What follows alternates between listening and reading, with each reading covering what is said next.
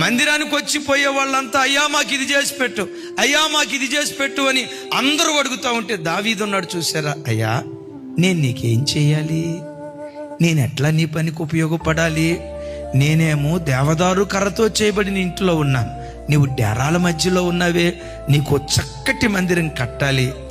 ఆ మాట అంటే దేవుడు ఆ మాట విని అబ్బురు పడిపోయి ఉంటాడు.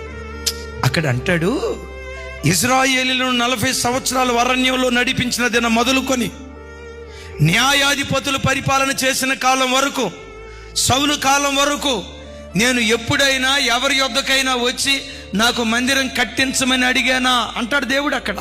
అంటే పరోక్షంగా ఆ మాటలో ఉన్న అర్థం ఏంటో తెలుసా? ఎవ్వరికి రాని ఆలోచన నీకు వచ్చింది దావీదా, నా మనసు గెలుచుకున్నావు దావీదా. నా ఇల్లు కట్టాలనుకున్నావే, నీ ఇంటిని నేను కడతా. నీ ఇంటినే కాదు, నీ పిల్లల పిల్లలను నేను కడతా. భూమి ఆకాశాలు నిలిచి ఉన్నంత కాలం యెరూషలేము నిలిచుంటుంది, యెరూషలేములో నీ సింహాసనం నిలిచుంటుంది. ఆ సింహాసనం మీద నీ పిల్లల పిల్లలు రాజులుగా ఉండి పరిపాలన చేయటం ప్రారంభిస్తారు.